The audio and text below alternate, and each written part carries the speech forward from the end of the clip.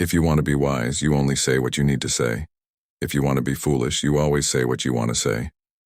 It only takes 2 years to learn to speak, but a lifetime to learn to be silent. Being afraid. People who are wise know how to keep their privacy.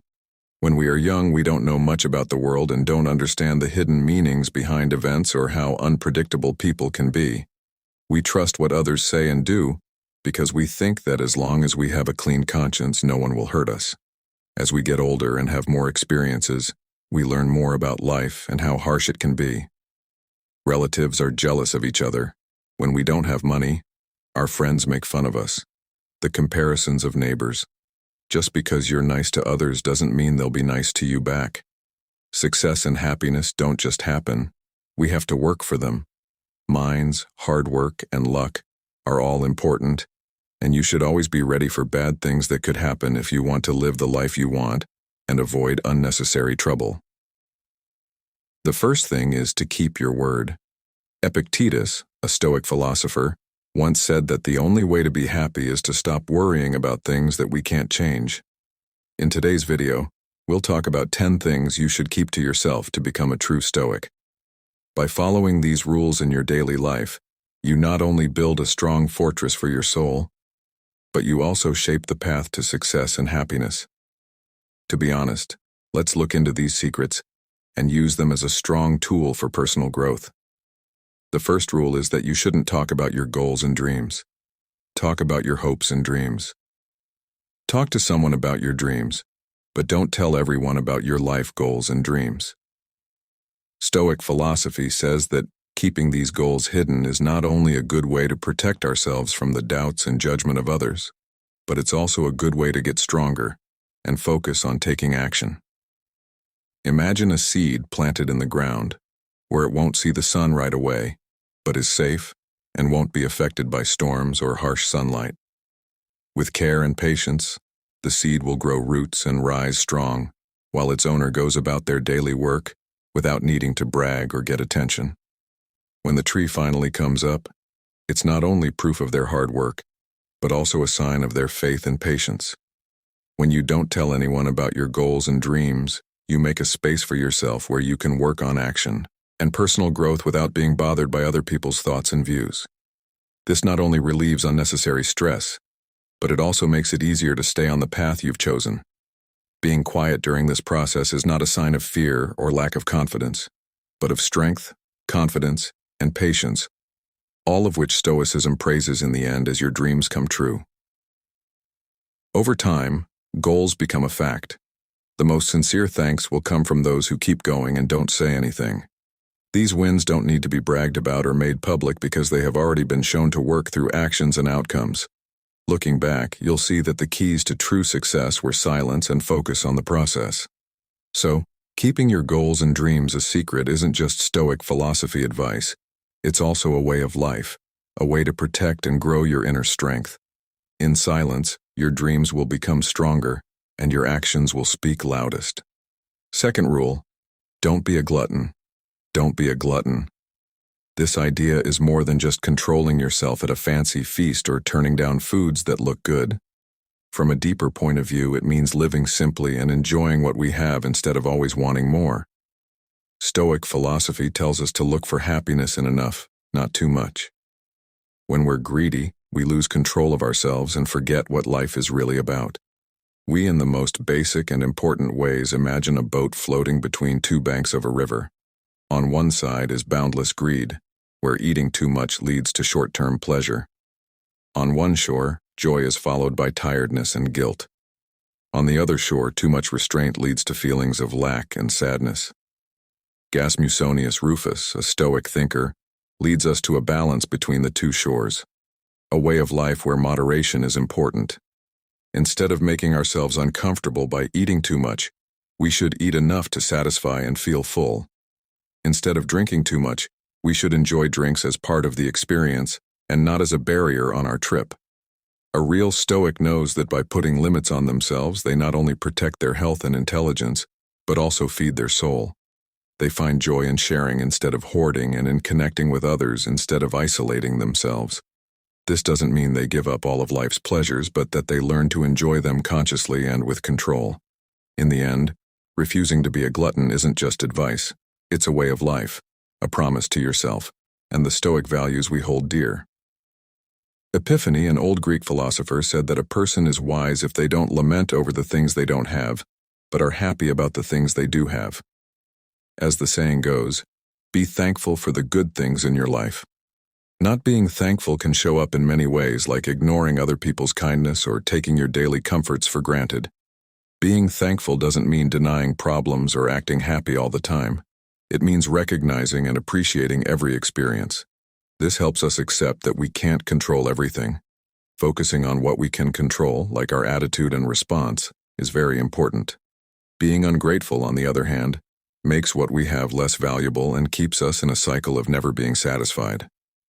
We need to realize that being grateful is not only a good thing to do, but also a powerful way to deal with problems because it helps us face them and use them as opportunities to grow and improve ourselves. Tough times.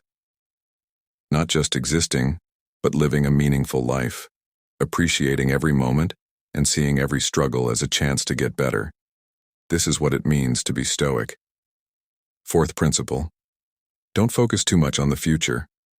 We often find ourselves on the edge of the future, looking ahead with eyes full of hope and dreams that shine like stars in the night sky. But in all that bright light, it's easy to miss the soft, warm glow of the present, which is where we really are. Great Stoic minds like Epicus remind us of the good things in life. Worried about things we can't change, like what might happen in the future. Stress and sadness can come from things that happened in the past or from other people's thoughts and actions. He said there is only one way to happiness, and that is to cease worrying about things which are beyond the power of our will. For instance, life is full of events that are beyond our reach, from unforeseeable events to the attitudes and reactions of those around us. No matter how much we try to change them, their actions are beyond our power. Moreover, the future always holds surprises, making it impossible to predict every situation. It is most important that we learn to face and adapt to these uncontrollable elements, not try to manage them perfectly. When we spend too much time worrying about what has yet to come, we not only create unnecessary pressure on ourselves but also miss the opportunity to experience and appreciate the beauty of life right in front of us. Instead of focusing on the uncertainties of the future, pay attention to improving yourself every day through learning, training, and enhancing our understanding of the world around us. Remember, the future is a blank page. Even though we can predict or plan, people can't always plan for the events that life gives them, so live in the present with acceptance, patience, and gratitude. I love living in the present. If you learned this important lesson from principle number 4, don't say bad things about yourself. Marcus Aurelius, the Roman emperor and Stoic philosopher, says that you shouldn't complain to anyone, not even to yourself. It's a warning that we should take good care of our souls. According to Marcus Aurelius, we shouldn't let ourselves complain even when we're alone. He says this because every complaint is a step back on the path to self-improvement and inner peace. Stoicism doesn't say that being self-aware and critical of yourself isn't important. People tell us to be honest with ourselves, but the difference is how we use that information to help us grow instead of putting ourselves down. When we choose to speak words of praise instead of criticism, we not only boost our own confidence and self-esteem, but we also open the door to learning and progress. This doesn't mean that we deny our flaws or mistakes. Instead, we learn to see them as chances to learn and grow. By stopping the act of you start to see the true value in every lesson and challenge, and you learn how to turn them into stepping stones to success and happiness. At its core, not putting yourself down shows that you have a lot of respect for yourself and can become the best version of yourself. Before we move on to the last 5 principles of today's video, we'd like to thank you for being here. Your presence here shows that you are ready to learn these lessons to become a true Stoic. Now let's focus on the next 5 principles. 6th principle, don't talk too much. This is the most important idea in Stoic thought. Speaking slowly shows that you are mature and in charge, and it also shows that you respect yourself and others. Epicus, one of the great Stoic philosophers, once said, "We have 2 ears and 1 mouth so that we can listen twice as much as we speak." This reminder is not only theoretical, but also the essence of living a life where listening is prioritized over speaking. Let's turn to the story of a man named Mike, who carelessly revealed information about an upcoming project during a gathering with friends. Only later did he realize that his actions had inadvertently caused serious damage to the company. When the information leaked to a competitor, his initial pride quickly turned to regret as he recognized the value of keeping his words under control. This was a costly lesson on the power and consequences of speech, a lesson that every follower of Stoic philosophy should strive to learn and practice. We are reminded that silence is not only a tool for protecting important information and relationships, but also a way for us to listen and observe the world around us subtly, by choosing to listen rather than speak. We open up space for self-growth and profound awareness. This is an important part of the journey toward self-improvement. Therefore, avoiding becoming a blabbermouth is not just a minor piece of advice for daily life. It is a core part of becoming a true Stoic. Through this, we learn the value of silent self-control and the importance of respecting the privacy of oneself and others. This restraint is not only a demonstration of wisdom and inner strength, but also a deep respect for the rights of others to be heard and understood. 7th principle: don't complain if you want to live a happier life. We all complain about small things like bad weather and work not meeting standards, as well as big things like relationship problems. But the quest for happiness and peace stresses a very important lesson. Don't complain. Not only do we waste energy when we complain, but it also gets harder to see the lighter side of things. Stopping your complaints will not only make your life better, but it will also make the people around you happier. Life, with all its ups and downs and shades, is more beautiful when we look at it through the lens of gratitude and understanding. So I encourage you to live with hope. Optimism is a light for the soul that helps us get through the dark times of problems and sadness. Optimism doesn't mean denying problems or pain. It means choosing to see the bright side of every situation and having faith in your own skills and inner strength to get through tough times. Here are 6 things you can do to encourage yourself to be positive. Gratitude. Write down 3 things you're thankful for every day. This will help you have a good attitude from the start and make you less likely to complain. Perspective shift. When something bad happens, try to look at it from a different point of view. Ask yourself what you can learn from this and how it can help you grow. Instead of thinking about what you want to avoid, make positive goals for yourself. This will keep your mind on making good things happen instead of dwelling on the bad things that could happen. Limit your exposure to bad things. Stay away from people and things that make you feel bad. Instead, look for things that make you feel good. Get ideas from people who have positive mindsets and points of view. Self-awareness. When you feel like whining, stop and ask yourself why you feel that way. This helps you figure out what's making you angry or upset and how to deal with it in a healthier way. Try to find answers instead of problems. When you're facing a problem, don't dwell on it. Instead, ask yourself what you can do to make things better. If you're complaining, stop. Being positive and not complaining will not only make your life better, it will also improve your mental and physical health. By taking these small but powerful steps, you can start living a happier, more peaceful life in the spirit of the Stone Stoic. I really like the video. If you've learned anything, it's that complaining makes you unhappy. That's principle number 8. Don't brag about how much you've improved yourself. In principle 8, we start a journey of self-improvement where humility is the guide. Stoic philosophy teaches us that true strength lies in making progress in secret, without needing praise from others. By not bragging about our own progress, we not only stay humble, but we also make room for self-reflection and real growth from within. When you keep your efforts and accomplishments private, you keep outside judgments from overshadowing the real value of your self-improvement journey. By not bragging, we not only respect our own process of self-improvement, but we also encourage others to focus on their internal journey rather than just external outcomes.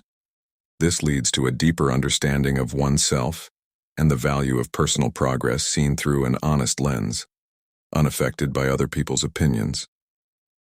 The most important things in modern life aren't things that can be shown off or judged by material success. Instead, the most important things are the ongoing development of the soul and intellect. Real self-improvement is an endless journey, a nuanced process where progress is measured by internal change rather than external validation. By choosing not to brag about our progress, we not only honor the essence of Stoic, have to worry about meeting or exceeding other people's expectations. This is principle number 10, your relationships. Each stroke in our relationship is like a story, a memory, or a lesson. But in today's world where information seems to be everywhere, keeping human relationships alive can be hard. Private isn't just a way to protect your privacy, it's also a deep and important statement. Being private doesn't mean hiding or not telling anyone anything. It means choosing what and who we tell. It's a way to make a safe space where feelings can grow without being affected by outside opinions or judgments. When we share carefully, every word and action has a deep meaning that shows how much we care about and respect that relationship. Also, privacy helps us create a personal space where connection and understanding can grow without being limited by social norms or the images we think we need to keep up. In this space, we are free to fully explore, understand, and accept ourselves and each other without needing approval from others. Choosing to stay with someone. Keeping it secret is another way to keep it safe from bad influences that could ruin the peace and love we've worked so hard to create. We're making a secret garden where only the flowers of love can bloom, and we'll keep them safe from curious eyes and hands that might accidentally hurt their growth. Remember that the key to a happy and long-lasting relationship is to deeply understand how important private is and be able to work out your own problems. A strong base for building a timeless love is keeping secrets and getting through hard times together. Respecting each other's private space and being able to work out our differences is a sign of emotional growth and the key to the colorful, beautiful, and long-lasting relationship we've been exploring together. Remember that true power lies in silence, humility, and the ability to keep secrets about the important parts of your life and yourself. These secrets not only protect your energy and spirit from negative outside influences, but they also let you focus on deep and meaningful personal development. Remember that living a happy and meaningful life is not about getting attention, but about being yourself and living in the present. Stoicism isn't just thinking about these ideas. It's also about putting them into practice and using them in your daily life. Tell us what you think about the idea that speaks to you the most in the comments section. Philosophy, but also open the door to deeper and more meaningful personal growth. Let's look at the story of David, a man who recently got a large inheritance from a family member who had died. He was so happy that he chose to tell his friends and co-workers, thinking that they would share in his happiness. At first, the compliments and warm hugs made everything seem fine, but soon, David noticed that they were acting differently toward him. Some of his friends started expecting him to pay for things like coffee or dinner because they thought he was rich now and could easily afford them. Co-workers talked behind his back about how he might quit his job since he didn't have to work anymore. Even close friends started to pull away, possibly because they were jealous or uncomfortable with the new financial gap between David and them. David's relationships, which used to be based on harmony and friendship, were now affected by how other people saw him.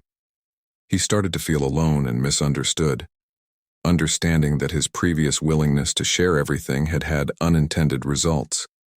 Have you ever been in a situation like David's, or been through a hard time when telling people about your money problems made you feel distant from them?